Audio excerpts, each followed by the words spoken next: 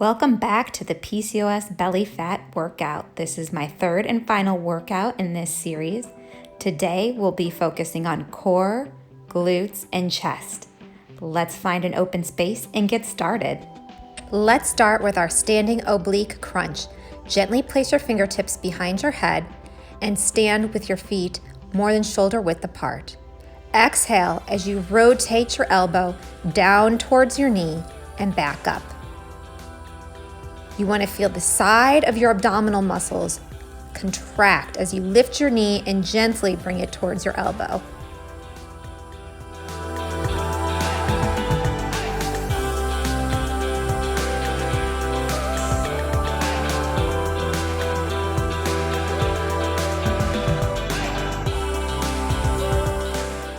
That's your last crunch. Okay, take a few breaths and let's set up for the other side. Again, remember to put those fingertips gently behind the head. You don't want to be pulling on the head as you crunch. Feet far apart, exhale, twist, and crunch. Now this is a challenge for the balance as well, so have a sense of humor about it.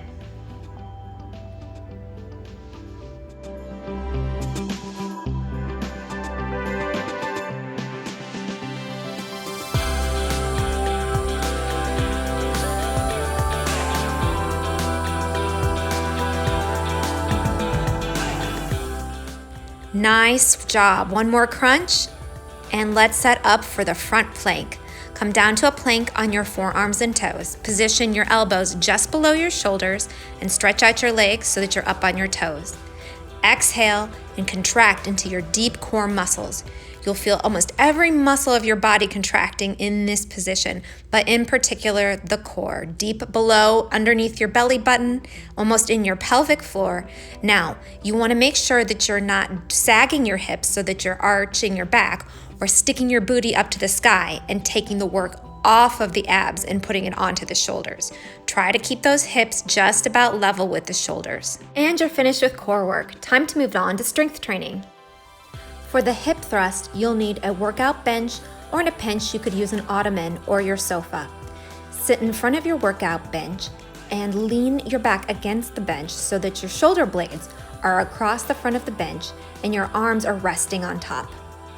Bend your knees and put your feet flat on the floor. Exhale as you use your glutes to power up your hips so that you're flat like a tabletop. Inhale as you drop back down. Exhale, power up with the glutes. Inhale down. You want to put most of the pressure into the heel of your foot as you power up with your glutes, squeeze the core and the glutes at the top of the exercise, and inhale as you come down.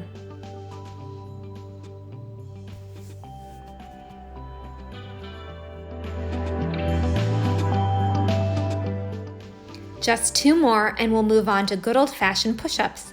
Nice job. For push-ups, I like to start with traditional push-ups on the toes and only go down to my knees once I can't keep good form.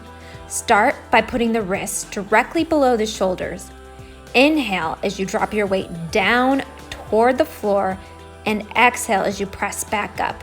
Keep in mind that you want your elbows to go backwards. You don't want them bowing out to the side. If your elbows are poking out to the side, then you probably need to come down to your knees so that you can do your push-up with proper form.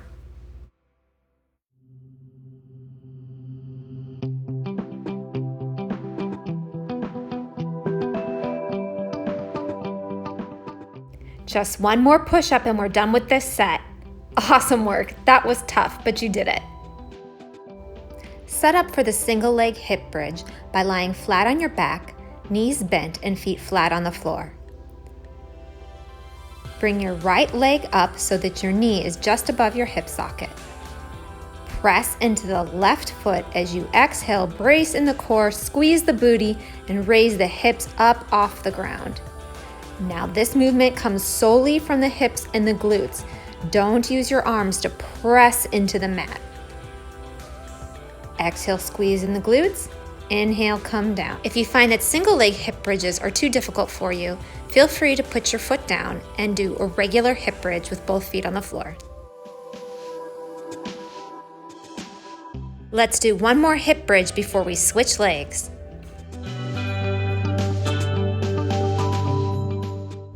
Take a few breaths here, then set up to do hip bridge on the other leg.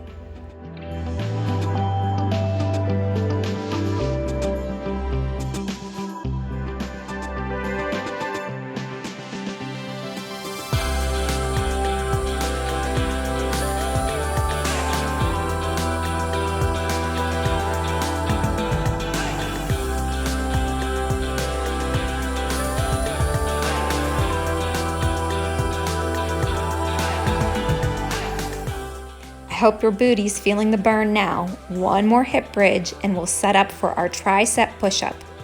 Get in position for tricep push-ups by rolling over onto your side. Lay down flat on your side with your upper arm bent at the elbow so that you can place your hand flat on the ground. Exhale and press up using the strength of your tricep, the muscle in the back of your arm, to lift your torso up off the ground, and inhale, come back down. I find it's more comfortable if I bend my bottom leg at the knee and leave my top leg straight.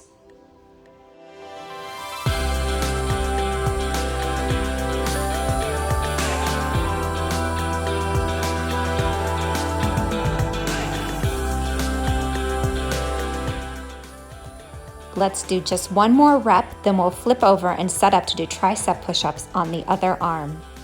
Nice work. Take a breath and let's get set up.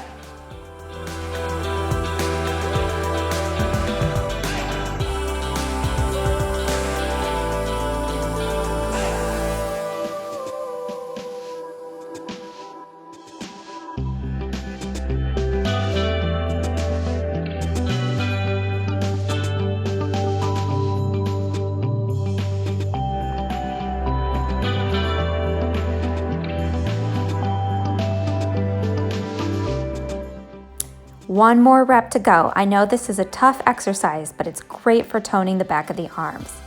Let's get on our feet and set up for the Sumo Squat.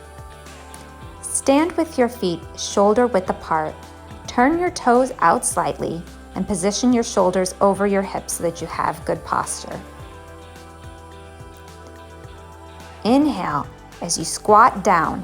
In this squat, your knees will come out wide to the side, almost like a plie.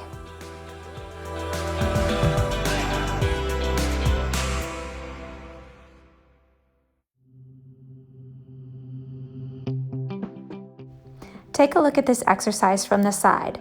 Notice that I'm not letting my chest cave in forward or my knees sort of buckle toward the center of my body.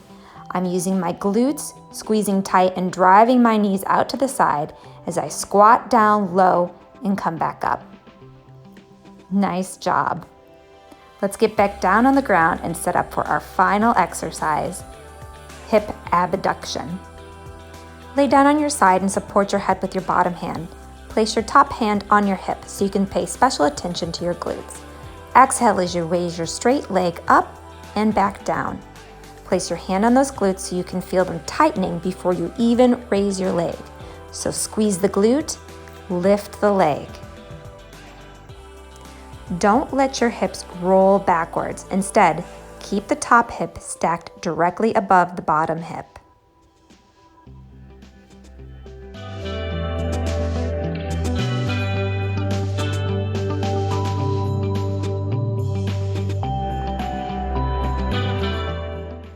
Let's do one more rep and then switch sides.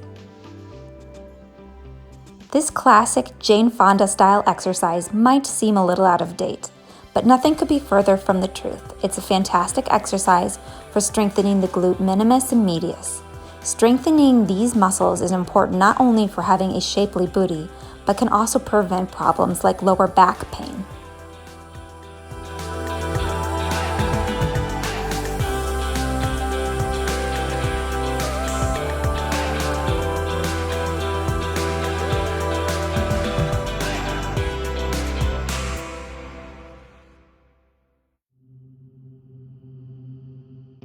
That's our last rep. Okay, let's get on our feet and set up for the high intensity interval training portion of this workout. Today we'll do a kickboxing inspired series of moves for our high intensity interval training. First, you will stand to your side and jab, then cross punch, and finish up with a knee to the head kick.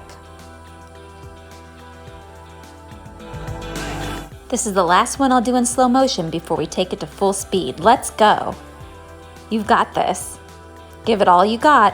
High intensity interval training is about moving fast in short bursts.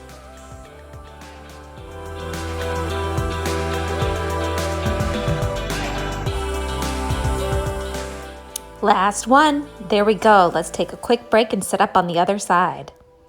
Remember, you're going to be using your opposite hands this time. So jab, cross, knee to the head. Here we go. Let's hit full speed now.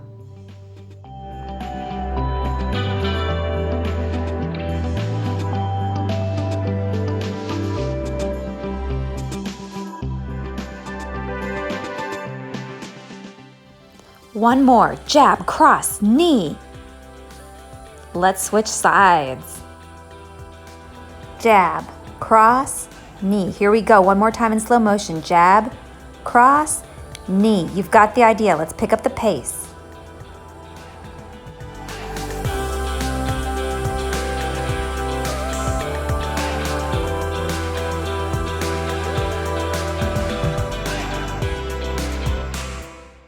Just a few more seconds here. This is our last round of HIIT. Give it everything you've got. Jab, cross, knee. Nice work. Let's switch sides. Remember, that's a jab, cross, and knee. Let's pick up the pace. Don't hold anything back. This is the very tail end of your workout. Give it everything you've got, but have fun. Just a few more seconds. You've been working so hard. Nice job. Hit subscribe now if you want to be informed when my next YouTube workout comes online. And head over to the PCOSpersonaltrainer.com to get more full-length workouts and meal prep tips for PCOS.